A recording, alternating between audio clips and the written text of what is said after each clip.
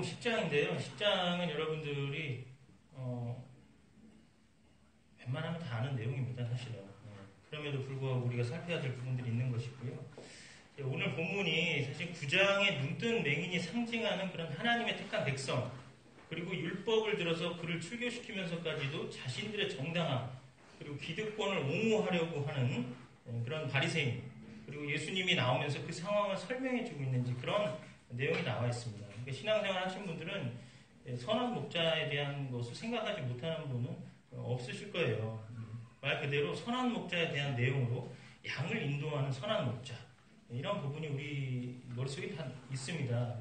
머릿속에는 있지만 그런 생각을 가지고 만약에 1절 말씀을 대하시게 되면 왜 이런 말씀으로 10장을 시작했지? 라고 이렇게 질문할 수밖에 없어요. 10장에 들어서면서 내가 선한 목자다 이렇게 말씀하시고 내가 양들을 구하러 왔다 이런 적극적인 표현을 쓰면서 예수님의 그 선한 목자 되심을 이야기하셔야 됨에도 불구하고 그렇게 시작하지 않습니다. 우리가 읽은 것처럼 문을 통하여 양의 우리에 들어가지 아니하고 다른 데로 넘어가는 자는 절도며 강도요.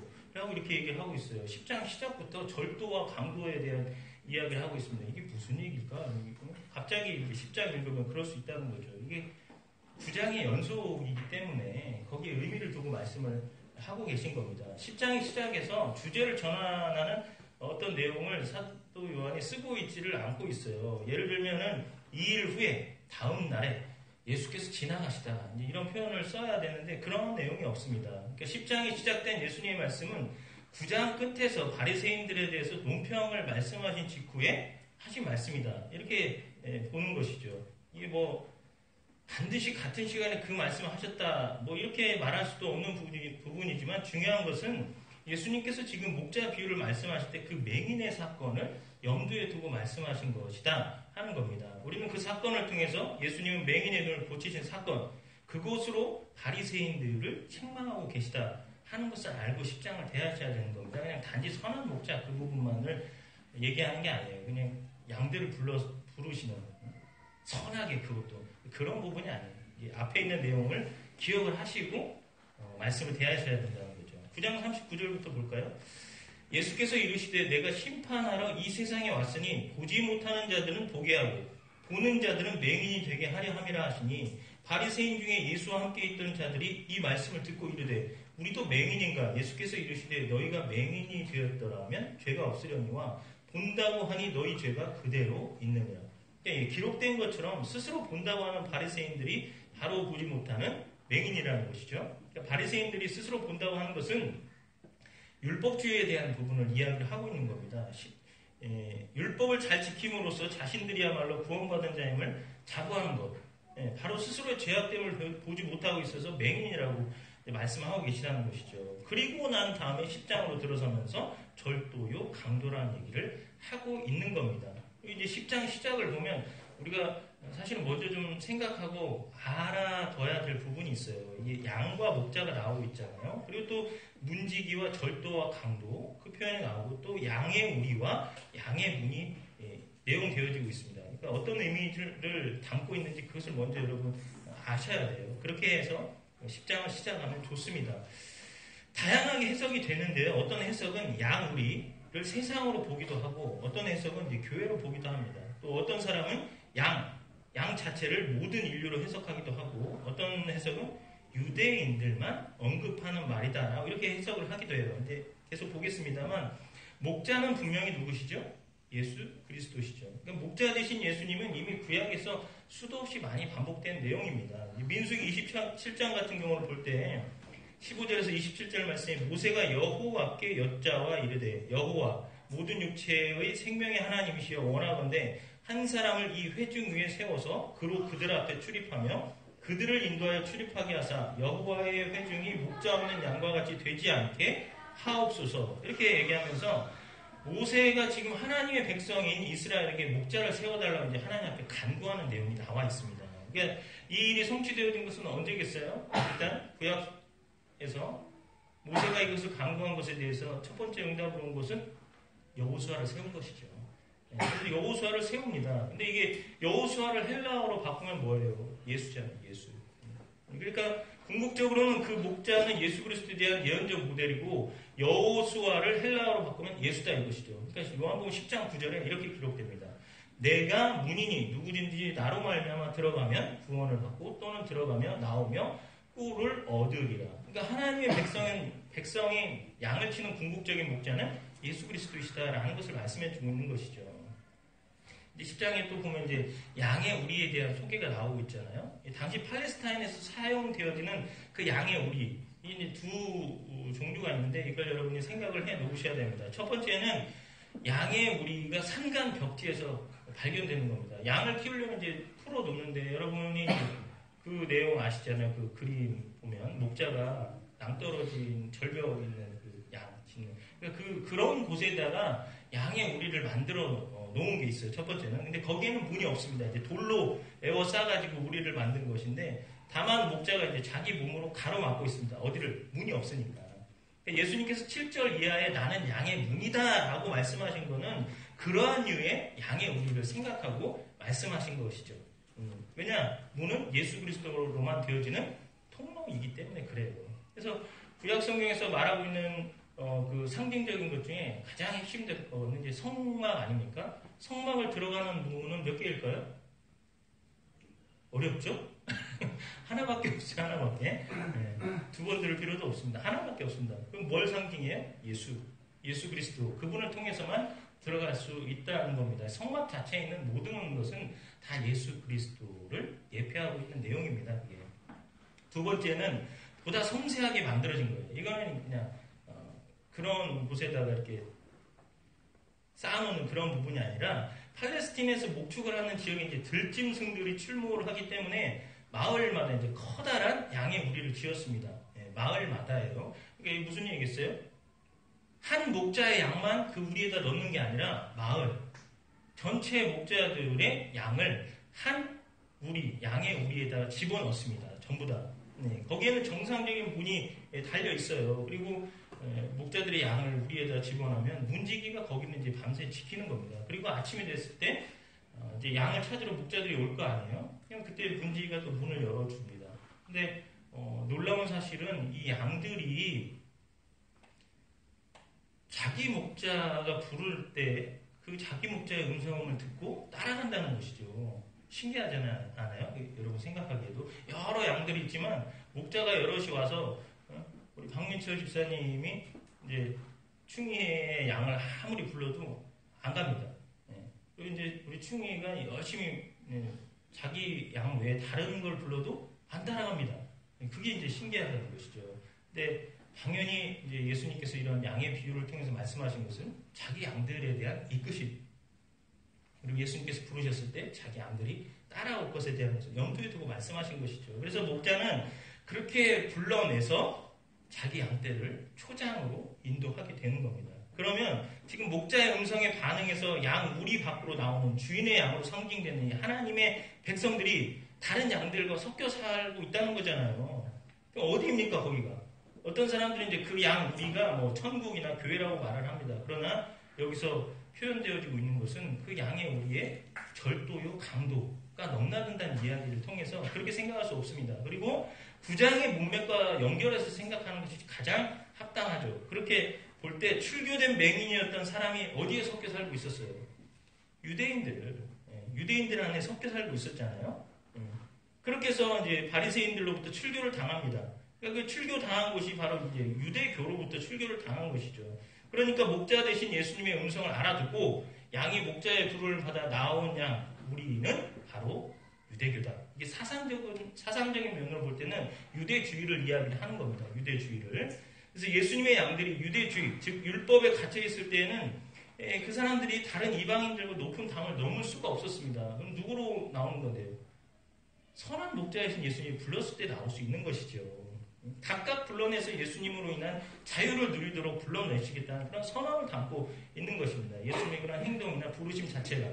당시의 거짓 종교자들이 맹인이었던 그를 자기들의 사회에서 쫓아냈던 사건하고 이제 결부시켜서 이 말씀을 하고 계시는 것이죠. 여러분, 부장 사건에서는 예표되는 게 뭡니까? 맹인 아니에요.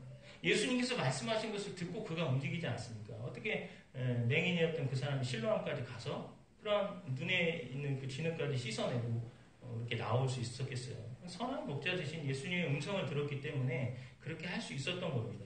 10장에서 이제 그것에 대해서 이렇게 기록을 하죠. 4절 말씀에 자기 양을 다 내놓은 후에 앞서가면 양들이 그의 음성을 아는 고로 따라오되. 그래서 따라온 겁니다. 그러나 정작 눈을 뜨고 있던 바리새인들은 자기들 뭐라고 그래요? 우리도 맹인인가? 네. 목자의 음성을 분별하지 못한 거예요. 왜일까요? 10장 26절 27절 말씀 보세요. 너희가 내 양이 아님으로 믿지 아니하는도다. 이해되시죠?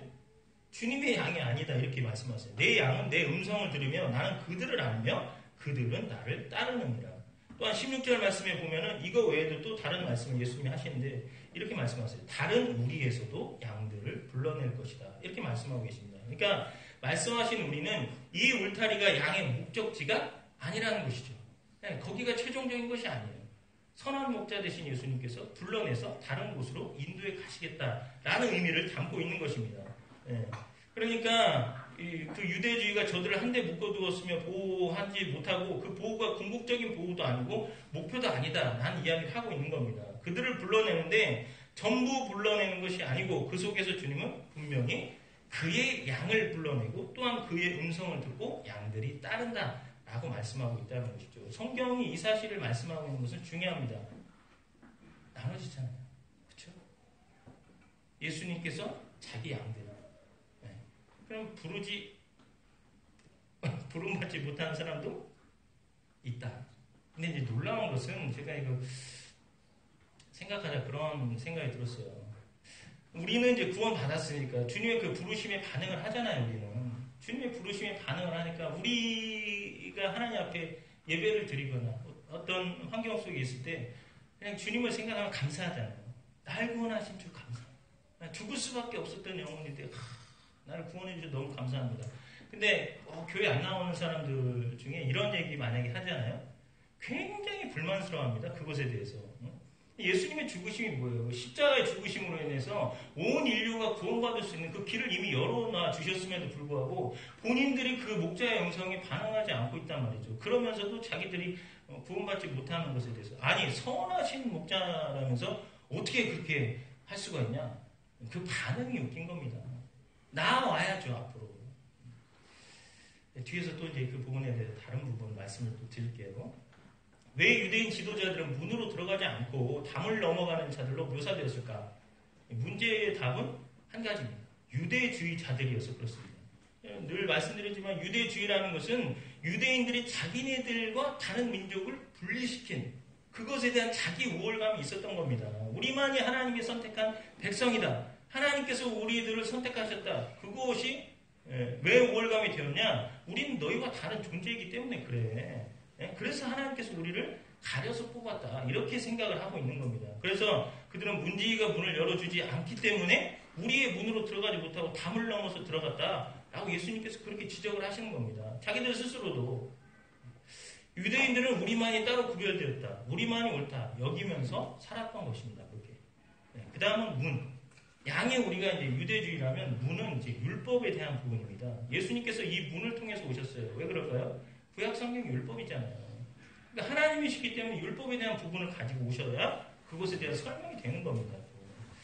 그러니까 이스라엘 백성이라는 울타리로 우리를 묶어놓으셔서 다른 데로 가는 것을 방지합니다. 그러나 예수님의 말씀은 너희는 율법과 유대주의 아래서 실패된 자리에 있다는 것을 모르고 있다라는 것을 이제 암시해주고 있는 것이에요. 여러분 우리가 늘 알고 있는 그 율법이라는 게 뭡니까?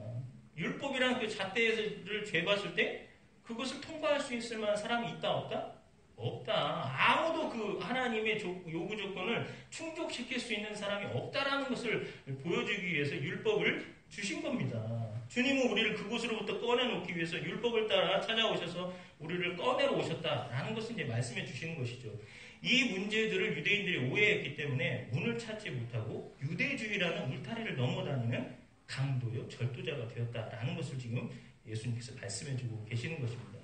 유대인들이 계속해서 오해하는 것은 처음부터 우리는 율법을 가지고 있다는 그런 사상입니다. 율법을 가지고 있으면 율법을 알고 또 율법을 해야 하는 자들이다 라고 본인들이 생각을 했다는 것이죠. 자기 스스로가 올무에 묶이는 그런 모습들을 나타냅니다. 그러나 성경은 어느 곳에도 율법을 지키라고 준 적이 없다고 얘기를 하세요. 율법을 준 가장 큰 이유가 뭔지 아십니까? 모든 입으로 할 말이 없게 하도록 하기 위해서 주신 것이다. 이렇게 말씀하고 있습니다. 우리 로마서 한번 찾아볼게요. 쭉 보겠습니다. 로마서 3장 19절 말씀.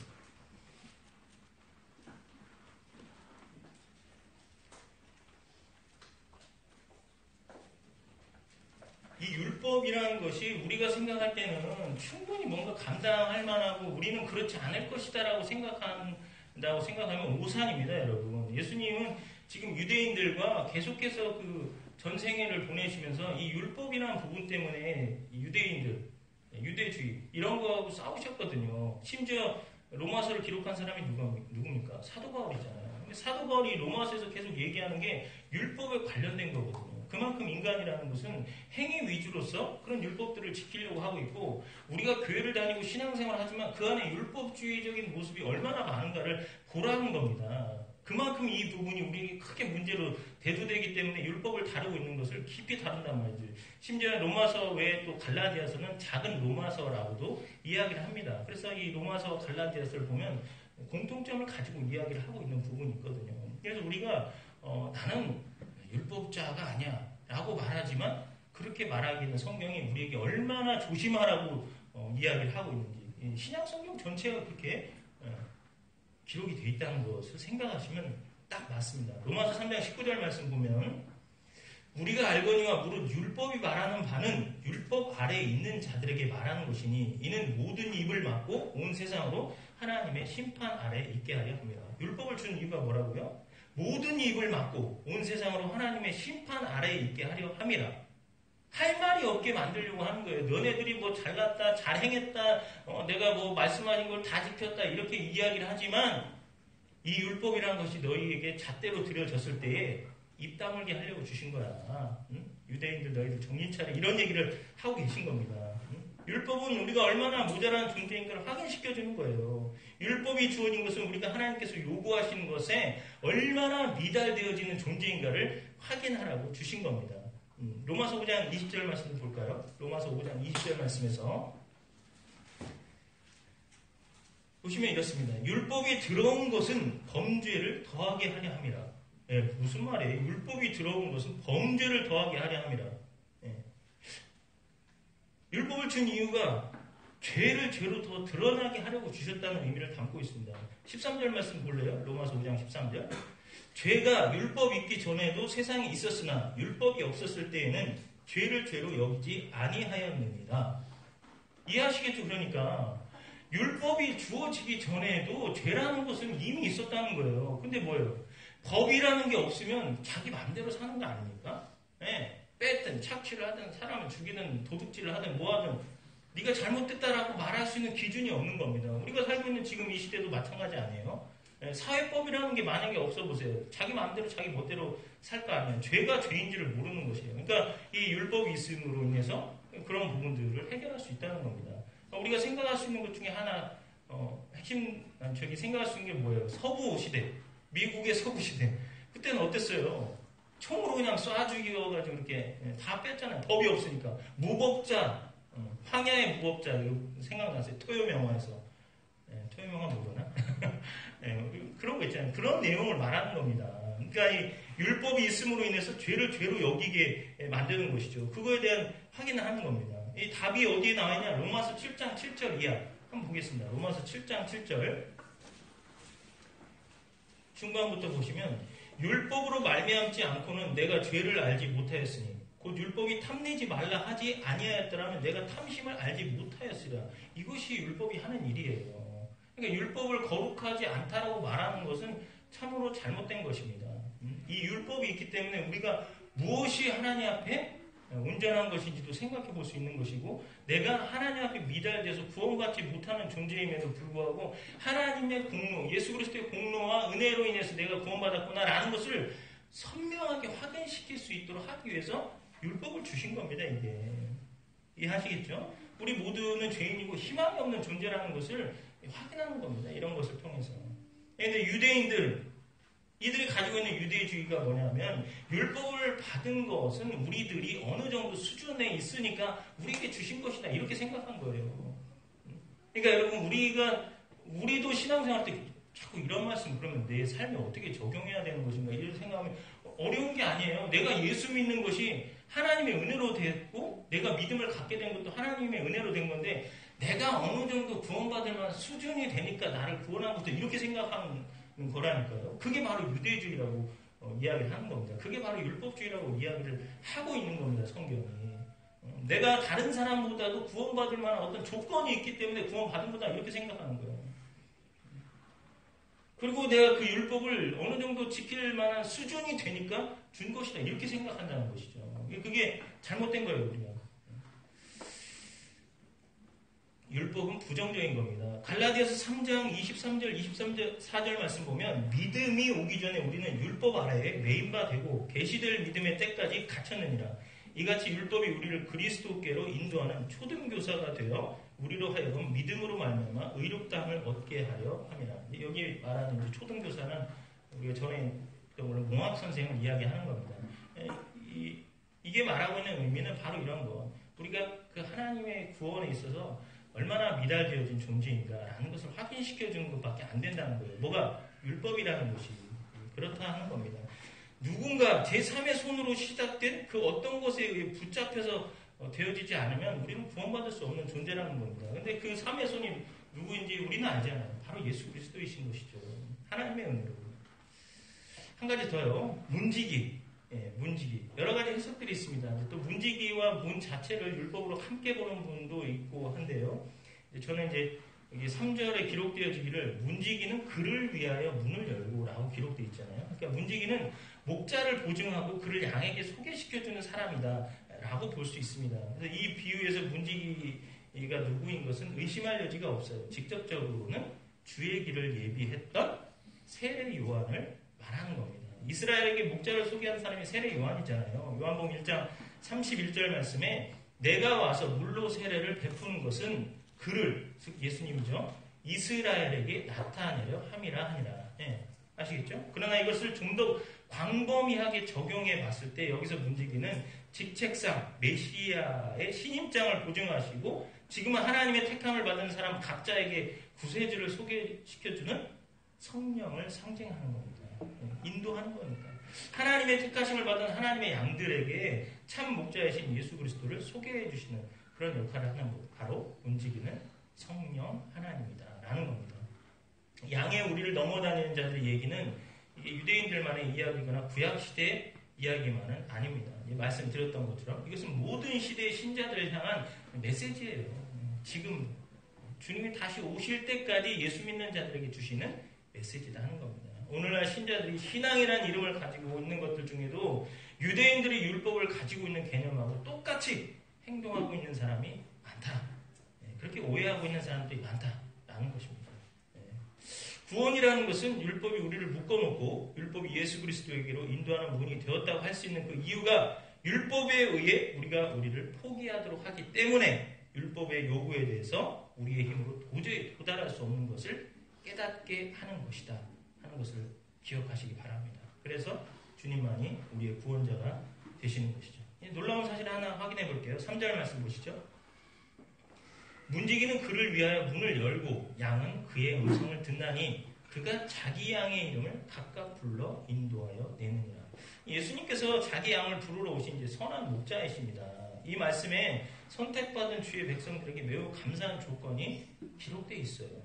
예수님께서 양의 이름을 각각 부르러 왔다 이렇게 기록되어 있지 않고 예수님께서 그가 자기 양의 이름을 각각 부른다 라고 이렇게 말씀하고 계십니다. 예수님은 자신의 양은 영원전에 하나님께서 예수님께서 주셨던 자들입니다. 그래서 주께서 부르실 때 이 양들은 모두 예수님께 와야 됩니다. 왜냐하면 우리가 확인했던 것처럼 요한복음 6장 37절 말씀 보면 아버지께서 내게 주시는 자는 다 내게로 올 것이요 라고 주님께서 말씀하셨기 때문입니다. 여러분 지금 여기 있는 저와 여러분 한 사람 한 사람 예수님께서 부르신 겁니다. 어디 가 있었더니 뭉탱이로 나를 따르라 이런 게 아니에요. 한 사람 한 사람.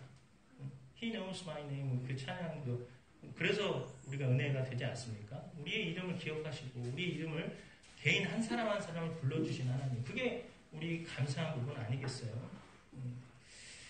양들은 그의 음성을 아는 거로 따라옵니다. 근데 이러한 부분이 성경에 그 신뢰들이 기록되어 있습니다. 그게 감사한 부분이에요, 사실은.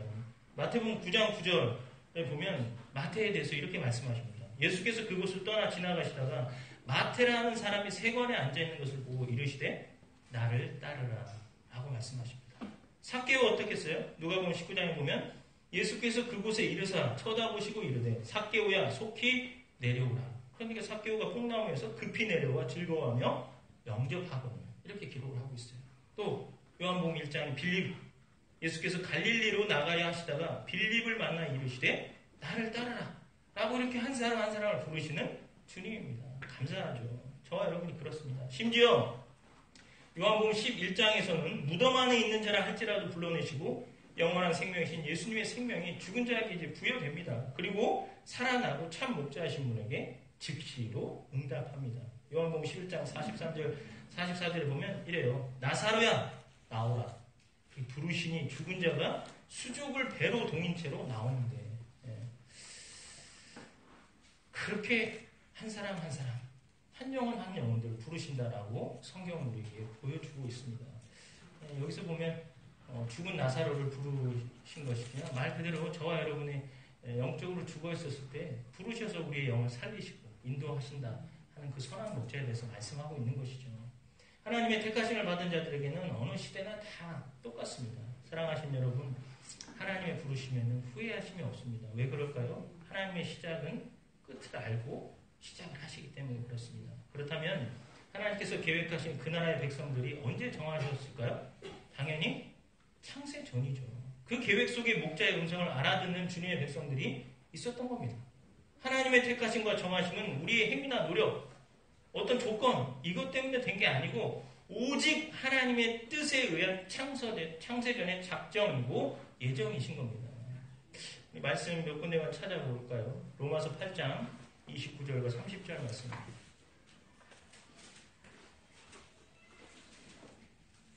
로마서 8장 29절 30절 말씀에 하나님이 미리 아신 자들 또한 그 아들의 형상을 본받게 하기 위하여 미리 정하셨으니 이는 그로 많은 형제 중에서 맏아들이 되게 하려 하심이라. 또 미리 정하신 그들을 또한 부르시고 부르신 그들을 또한 의롭다 하시고 의롭다 하신 그들을 또한 영화롭게 하셨느니라. 9장 보겠습니다. 로마서 9장 7절에서 11절 말씀. 로마서 9장 7절에서 11절 말씀에 또한 아브라함의 씨가 다 그의 자녀가 아니라 오직 이삭으로부터 난 자라야 내 씨라 불리리라 하셨으니 곧 육신의 자녀가 하나님의 자녀가 아니요 오직 약속의 자녀가 씨로 여기심을 받느니라. 약속의 말씀은 이것이니 명년 이때 내가 이르리니 사라에게 아들이 있으리라 하심이라. 그뿐 아니라 또한 리브가가 우리 조상 이삭 한 사람으로 말미암아 임신하였는데 그 자식들이 아직 나지도 아니하고 무슨 선이나 악을 행하지 아니한 때에 택하심을 따라 되는 하나님의 뜻이 행위로 말미암지 않고 오직 부르시는 이로 말미암아 서게 하려 하사. 아멘. 디모데후서 1장 9절 말씀 보면 하나님이 우리를 구원하사 거룩하신 소명으로 부르심은 우리의 행위대로 하심이 아니요 오직 자기의 뜻과 영원 전부터 그리스도 예수 안에서 우리에게 주신 은혜대로 하심이라. 아멘. 마지막으로 볼까요? 고린도전서 2장 보겠습니다. 고린도전서 2장 6절 7절 말씀입니다. 우리가 온전한 자들 중에서는 지혜를 말하노니 이는 이 세상의 지혜가 아니요 또 이 세상에서 없어질 통치자들의 지혜도 아니요 오직 은밀한 가운데 있는 하나님의 지혜를 말하는 것으로 곧 감추어졌던 것인데 하나님의 우리의 영광을 위하여 만세전에 미리 정하신 것이라. 아멘. 목자의 음성을 알아듣는 양들을 하나님께서 미리 정하셨다고 바울은 선언하고 있습니다. 이들은 그 뜻대로 부르심을 입은 자들입니다. 저와 여러분을 말씀해주고 있는 겁니다. 얼마나 감사합니까? 우리가 이렇게 하나님 앞에 나와서 예배드리고 이 예배드림이 당연히 마땅히 드려야 될 것임을 알고 예배드리는 그런 영적 존재라는 것을 안다는 것. 감사한 거 아니겠어요? 우리를 그렇게 부르시는 주님 앞에 우리가 늘 순종하면서 그렇게 한 걸음 한 걸음 믿음의 삶을 살아갔으면 참 좋겠습니다. 우리 하나님은 우리를 로봇으로 만들지 않으셨기 때문에 하나님이 어거지로 갖다 여기다 앉혀놓을 수 있어요. 그러나 하나님은 자유의지를 주시면서 뭐예요? 자원하는 마음으로 순종하길 하잖아요. 자유의지 자체도 여러분 사실 그렇습니다. 그게 자유의지 자체도 내가 구원받은 그 은혜를 알기 때문에 내가 미달해서 구원받지 못했다고 하나님이 그렇게 정해버리셨다면 어떻게 될 것이에요? 그런 것을 생각해 봤을 때 나를 구원해 주셨기 때문에 이 자유의지마저도 하나님 나를 사용하시옵소서 드리는 것, 그게 맞는 거 아닙니까? 그게 참된 신자의 모습인 것입니다. 자유의지를 갖다 방종하면서 살라는 것이 아니고 오직 하나님의 의와 하나님 나라와 예수 그리스도의 영광 이런 것을 위해서 살라고 주신 것이죠. 그래서 교회는 자라야 되는 것입니다. 그분의 부르심에 합당하게 살려고 하는 그런 몸부림이 있어야 되는 것이죠. 하나님도 우리의 완벽함을 요구하시는 것이 아닙니다. 창세전에 미리 정하신 자들로서 예수 그리스도 목자, 선한 목자 되신 그분의 음성을 듣고 그분의 음성을 따라갈 수 있는 존재가 되게 하셨다는 그 은혜, 그것을 깨닫게 해주셨다는 은혜에 감사하면서 우리가 살아야 되지 않겠습니까? 우리를 어둠에서 빛으로 불러 인도해 주셨습니다. 우리가 어떻게 살고 있는지를 한번 보십시오. 목자의 음성을 잘 듣고 계십니까? 어찌 보면 이제 안타깝게 우리 교회는 없습니다. 다른 데 보면 죄악된 세상 속에 너무 깊이 있어가지고 지금도 바쁜 일상 이미 우리를 구원으로 불러 인도해 주셨는데 그런 모습들을 희미해지는 것이죠. 그래서 자꾸 세상 속에서 그 분주함 속에서 다시 거기서 불러내고 있는 이 예수님 이런 부분들이 우리에게 있지 않은지 한번 돌아보십시오. 예수님께서 왜 우리를 자꾸 부르십니까? 이유는 다시 옛사람으로 돌아가는 어리석은 삶을 살지 말라고. 여러분 아시는 것처럼 광야 이스라엘 백성들이 어땠습니까? 애굽에서 그 고기라도 씹어먹고 있을 때가 좋았는데 이렇게 생각하면서 자꾸 돌아가려고 하지 않냐 이거예요.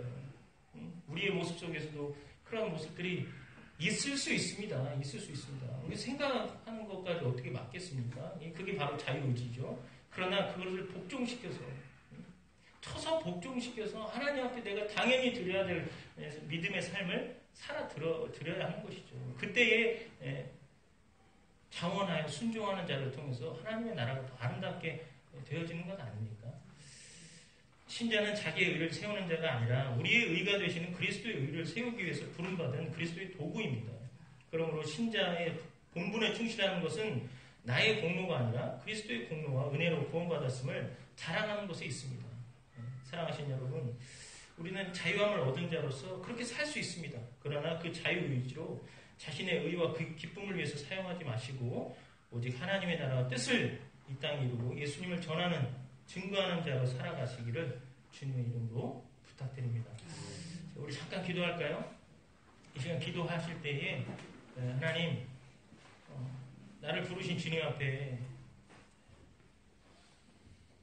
정말 나의 모든 삶을 들여서 오직 예수 그리스도 한 분을 사랑하고 나를 부르신 분의 그 부르신 목적에 합당하게 살고자 합니다. 하나님 도와주십시오. 지금까지도 분주하게 살았던 삶에 너무 매진했다면 하나님 다시금 그리스도의 십자가 앞에 무릎 꿇고 하나님 내가 어떻게 살아야 되며 하나님 내게 맡기신 일을 또 내게 맡기신 또 사명들을 감당해야겠습니까? 라는 그런 부분들 하나님 회복하게 도와주십시오. 어리석은 이 이스라엘 백성들의 애국 상황 속에 있지 않게 도와주시고 정말 하나님 광야에서도 여전히 주님이 함께 하셨던 것처럼 그 품에 안겨서 믿음으로 하나님의 자녀답게 살아가는 자들 될 수 있도록 주님 도와주시기 원합니다. 우리 함께 간절히 크게 기도하지 않으셔도 좋습니다. 간절히 함께 기도하겠습니다. 살아계신 하나님 아버지 감사합니다. 오늘 선한 목자 되신 예수 그리스도를 생각하면서 하나님 여기에 나와 있는 이 여러 가지 예표들을 생각하고 바라보면서 우리가 아버지 하나님 어떤 의미를 가지고 주님이 말씀하셨는지 보게 됩니다.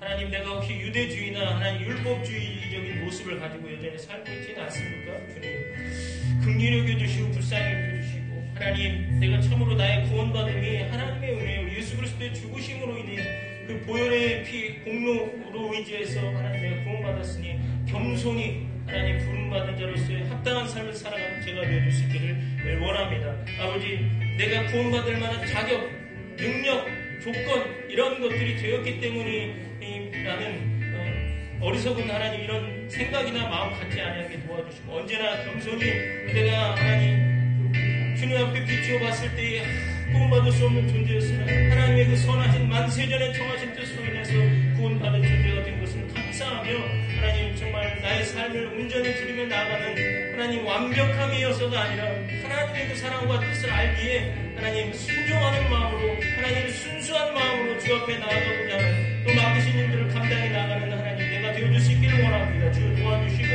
우리 세움교회 공동체가 그렇게 되어질 수 있도록 주님 도와주시옵소서. 우리 세움교회 공동체 하나님 우리 아버지 세상을 변화시킬 수 있겠다 하는 마음이 아닙니다. 하나님 내 자리에서 내가 변화되어지고 내가 그리스도인답게 살며 빛과 소금의 역할을 감당해 나갈 수 있기를 원하오니 하나님 그런 작은 글씨가 하나하나 되어서 아버지 하나님 큰 불을 일으키는 하나님 영적 부흥의 역사들이 나타날 수 있도록 주님 도와주시고 역사하여 주시옵소서.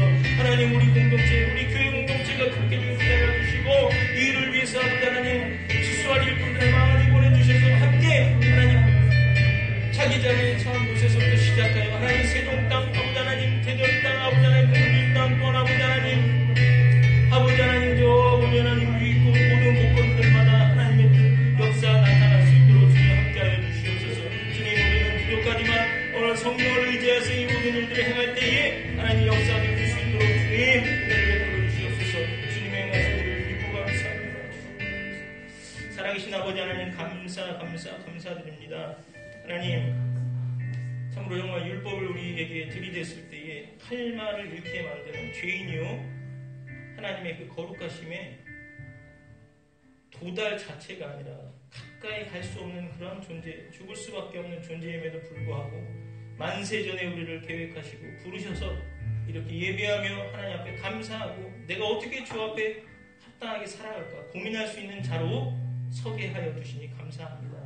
하나님 이 고민이 참으로 하나님 내 나라와 뜻을 이루는 데 기여되어지는 고민이 되어질 수 있도록 주님 축복해 주시고 우리 이런 생각을 통해서 우리의 영이 살고 내가 처한 곳곳에서 하나님의 선한 영향력을 끼칠 수 있는 믿음의 사람들이 다 되어지게 하여 주시옵소서.